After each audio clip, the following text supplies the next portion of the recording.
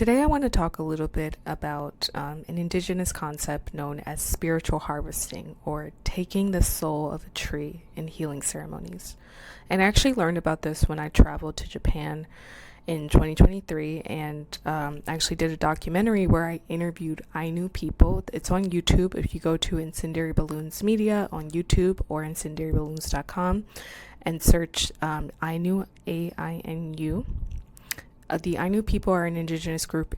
The Ainu people are an indigenous group in Japan, and they, currently are facing a lot of discrimination that a lot of indigenous groups are facing globally, just as a result of, imperialism and colonialism and so many other things. But today I just want to talk a little bit about a really unique tradition that the Ainu people used to follow, and is a big part of their history.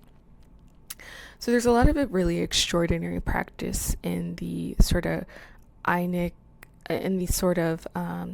medical ritual standpoint, right? And this one specifically is the practice of when a mother could not produce breast milk, a healing ritual would involve going into the mountain to invite the spirit. So this would be the spirit of a white birch tree known as Ramat to assist.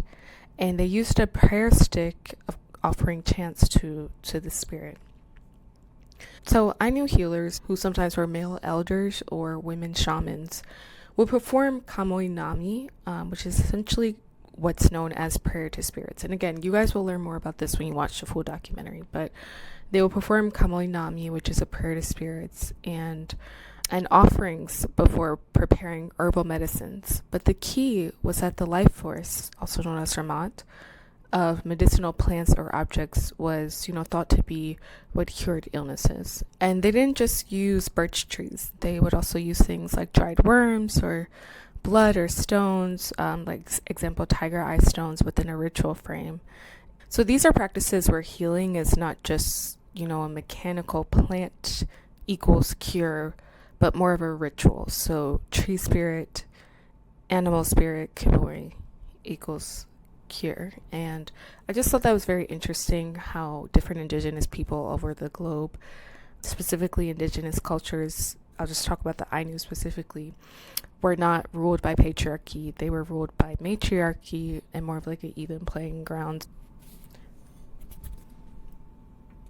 So essentially, to wrap it all up, I just wanted to point out what I learned from the Ainu woman and the Ainu elder that I spoke with, because I do find through my research I've found